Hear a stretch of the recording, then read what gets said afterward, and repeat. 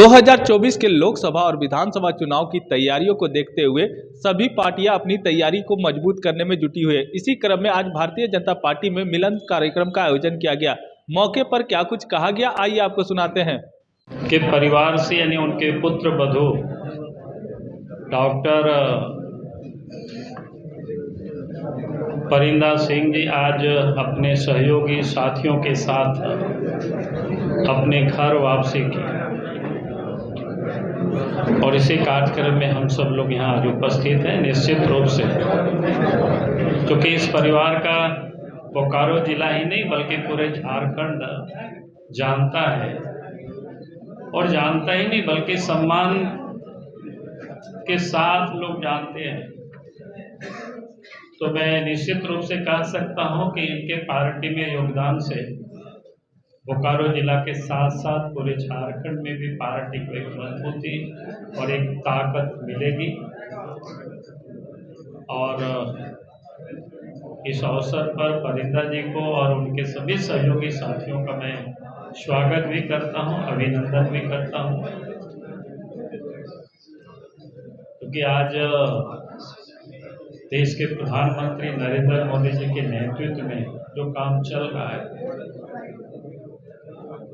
2047 तक भारत को विकसित भारत बनाना,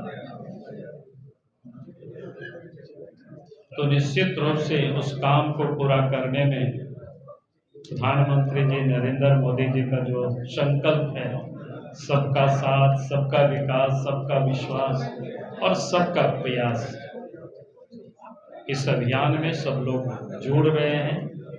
उसके लिए सबको हमारे ओर से बहुत बहुत अभिनंदन है, स्वागत है। सर, हम लोग इससे जोड़कर देखें, लोकसभा से, विधानसभा से, नगर निगम, अब सबसे जोड़ करके देखिए, 2024 हमारा मिशन है झारखंड की 14 लोकसभा सीट जीतना और 2024 में झारखंड में भारतीय जनता पार्टी के नेतृत्व में सरकार बनी। सर, और मांझी प्रखंड के कुछ कार्यकर्ताओं के साथ यूपी में अभी जानकारी नहीं, हम बता रहे हैं। तो अच्छा, यूपी में हुई थी, हाँ वहाँ कार्रवाई हुई, अभी तो बात हुई हमारे नीचे में। तो वो लोगों ने आकर के केंद्रीय कार्यालय में केंद्रीय पार्टी के नेता से और झारखंड के भी जो प्रभारी हैं डॉक्टर लक्ष्मीकांत जी, उनसे भी लोग वहाँ मिले थे और फिर तुरंत उस पर कार्रवाई के लिए संबंधित जिला को बताया गया, वहाँ के जिला प्रशासन को, पुलिस प्रशासन को, और कार्रवाई हो रही है। इससे जिन लोगों के साथ मारपीट हुआ था वही सारे लोगों ने हमें आकर के बताया। मुख्यमंत्री ने कहा है कि ईडी वगैरह से डरने के लिए नहीं और आगे बढ़ते रहने के लिए। अरे भाई, डरने की बात नहीं, लेकिन भाग तो मुख्यमंत्री जी रहे हैं रोज रोज, 6 सम्मान दिया मुख्यमंत्री जी भागे फिर रहे हैं, कभी हाई कोर्ट, कभी सुप्रीम कोर्ट। यहाँ उनको नोटिस दिया तो दुमका जामताड़ा भाग गए। अगर डर नहीं रहे हैं तो फिर ईडी के दफ्तर में उनको जाना चाहिए और जाकर के बताना चाहिए मामला क्या है, गड़बड़ी क्या की है। तो इतना वो डर रहे हैं, बोल रहे डरने की जरूरत नहीं। बाबूलाल जी, किसी भी उसमें झारखंड हाईकोर्ट में केएल हुआ है, कांग्रेस सांसद धीरज साहू के यहाँ जो कैश बरामद हुआ है, झारखंड हाईकोर्ट में जनहित याचिका दायर की गई। अब जो हम नहीं जानते उसके बारे में मैंने तो बार बार कहा कि मैं जिसके घर से, धीरज साहू जी के घर से 350 करोड़ से अधिक नकदी केस मिला है।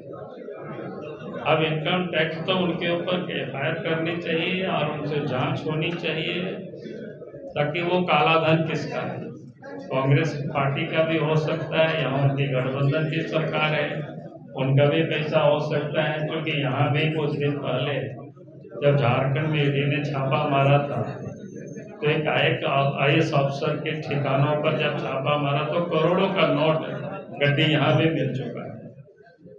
तो अब जब तक उनके ऊपर एफआईआर होगी, उनसे पूछताछ होगी, तभी पता चलेगा वो पैसा किसका है, कहाँ से इतना पैसा। सभी के माध्यम से ये सुनने का मिला कि उद्देश्य केवल एक था कि आगे आने वाले कुछ दिनों में आदरणीय स्वर्गीय समरेश सिंह जी की बरखी है और उनकी बरसी पर उनको श्रद्धांजलि के रूप में यह कर्तव्य था कि आज श्रद्धांजलि के रूप में भारतीय जनता परिवार में शामिल होना है और उन सपनों को फिर से साकार करना है, उन विचारधाराओं को पूरा करने के लिए लगना है जो उन्होंने सपने देखे थे और जो पार्टी ने आगे तय कर रखा है।